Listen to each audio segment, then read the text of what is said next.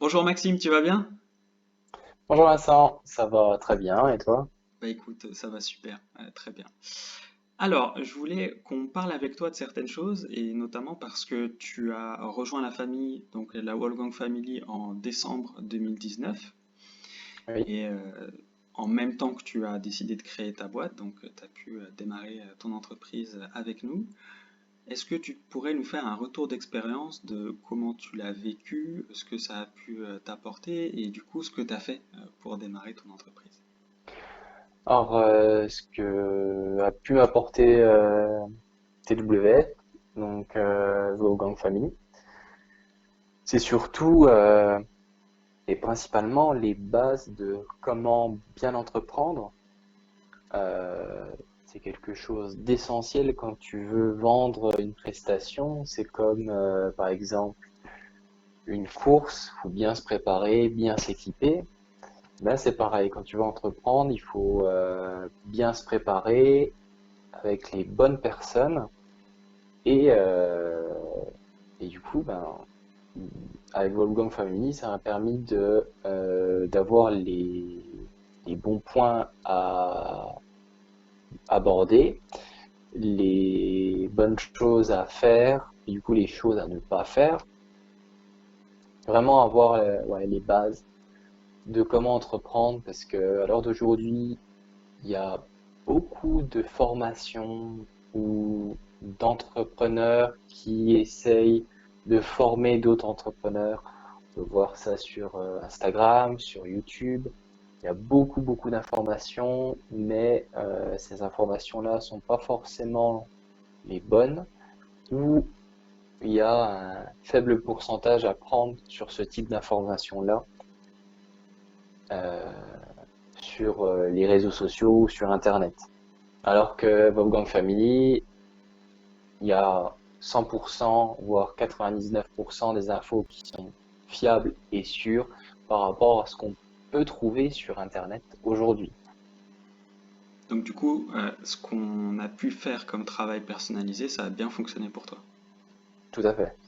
Ok, top. Alors s'il y a des concurrents qui passent par là, je vous aime tous très fort. Je sais qu'il y a plein de choses qui font, enfin plein de gens qui font plein de choses bien. Mais c'est vrai que bah, il y a de tout et de rien, comme dans tous les secteurs. Donc c'est vrai que ça peut être important de structurer et d'avoir des retours d'expérience. C'est aussi pour ça que je voulais que tu puisses en parler. Alors concrètement, t'avais jamais créé d'entreprise avant? Du tout. Ok, donc ça fait à peine 6 mois là aujourd'hui qu'on filme que tu es entrepreneur. Mm. Et t'as mis combien de temps pour faire du chiffre d'affaires, pour avoir ton premier client, tes premières rentrées d'argent? Ben, dès le premier mois de création, en fait, j'ai trouvé mes premiers clients. Même un peu avant la création de mon auto-entreprise, euh, j'avais déjà quelques clients intéressés. Et concrètement, oui, dès le premier mois, donc le mois de janvier 2020, j'ai trouvé les premiers clients. Ok, ouais. Alors, ce qui est intéressant dans ce que tu dis, et je vais expliquer un peu parce que les gens n'ont pas forcément toutes les infos, en fait, tu as créé ta micro-entreprise quand tu avais déjà des clients qui demandaient en fait à avoir une facturation et tu avais déjà des clients, en fait. C'est ça? Oui, c'est ça, Et ton premier client, si je me souviens bien, c'était un ami, c'est ça? Et Mhm, tu l'as c'est trouvé dès ça. la première semaine, en fait, dès la première semaine de décembre. Ouais, Ouais, bah c'est plutôt lui qui m'a trouvé du coup. ouais, c'est lui qui t'a trouvé. Ouais. Bah, en fait, c'est lui qui est venu à moi me demandant, bah, il avait vu que j'étais photographe Ouais. avec mon compte Instagram et du coup il m'a demandé si éventuellement je pouvais pas lui faire un montage vidéo pour lui et du coup bah, je lui ai dit écoute ouais c'est largement faisable pour moi de faire un montage vidéo pour ce que tu fais et du coup c'était mon premier client. Ok, top. Alors du coup, pour poursuivre un peu, pour aller un peu plus loin, aujourd'hui, moi j'ai beaucoup de questions de gens qui veulent en fait faire plus de chiffre d'affaires, trouver plus de clients et qui me demandent comment faire. Donc on en accompagne une partie dans la famille. Et puis on a aussi des vidéos YouTube qui aident sur quelques infos de base classiques et on a aussi une formation entière sur comment trouver des clients. Donc où là, on explique, on va plus en détail et on parle de tout. Et d'ailleurs, elle se complète au fur et à mesure que les marchés évoluent.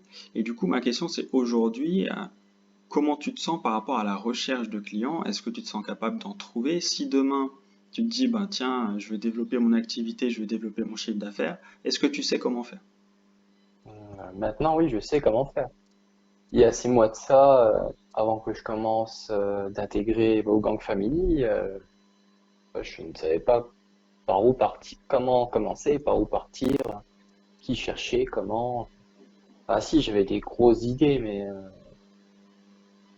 peut-être un peu trop grosses par rapport à ce que je peux faire du coup. Ok. Tu avais besoin de plus de précision et de pouvoir... Ouais. Ok. Mm, mm, Du coup, une autre question qu'on me pose souvent, c'est ben, sur quel réseau social se mettre? Enfin, quels réseaux sociaux, parce qu'on est rarement sur un seul. mm. Est-ce qu'il faut parler à ses clients par téléphone? Est-ce qu'il faut aller donner des flyers, enfin en fonction de son domaine d'activité? Toi, aujourd'hui, est-ce que tu as vu une différence? Est-ce que tu as senti que tu étais devenu plus professionnel dans le fait de savoir quoi faire en termes de communication? Où est-ce qu'il faut être? Pourquoi? Euh, ben, oui, tout simplement, parce que euh, mais au début, j'ai commencé, si tu veux, avec juste Instagram. Bon, c'est le truc de base pour tout ce qui est photo, ça c'est indéniable. Et après, j'ai vite créé une page Facebook. Ensuite, de la page Facebook est arrivé mon compte LinkedIn. Après le compte LinkedIn, je sais plus quoi, chaîne YouTube. Et après, Twitter. Ok, Donc, Twitter est arrivé en même temps que Instagram, mais après, je l'ai laissé vraiment à l'abandon. Jusqu'à récemment, je reposte et je me remets vraiment sur Twitter. Et bah, c'est forcément intéressant d'avoir beaucoup de réseaux sociaux parce qu'on va toucher beaucoup plus de personnes que si on travaille sur un seul. Si on travaille sur un seul réseau, ben, on n'a que les personnes de ce réseau-là qui n'ont peut-être pas forcément accès à ce type de réseau. Par rapport à Facebook, il y a peut-être des personnes qui sont que sur Facebook et d'autres qui sont que sur Instagram et d'autres qui sont que sur LinkedIn, etc. Plus on a de réseaux, plus on multiplie les chances de pouvoir vendre quelque chose ou faire quelque chose. Et ouais, c'est important de multiplier les réseaux. Plus tu multiplies les réseaux, en gros, plus tu multiplies tes chances de, de vendre quelque chose ou de faire quelque chose avec les personnes. ok, top. En sachant que c'est hyper intéressant comme retour parce que du coup, multiplier les réseaux sans pour autant être sur n'importe quel réseau sans savoir pourquoi. Parce qu'au Ouais. final, tu es sur 4-5 réseaux sociaux et tu sais pourquoi. Mais les autres, tu y es Mm. pas et tu sais pourquoi. Et ouais, donc, C'est vrai. ok, Et j'ai super. oublié aussi Ouais, TikTok aussi. ouais, Mais bon, pour l'instant, TikTok, ça m'a- ça m'apporte pas vraiment de clientèle. Client, ouais. Ça m'apporte pas de valeur. Ça m'apporte juste du visu, mais c'est tout. Pour ok, l'instant, en tout cas. ouais, normal.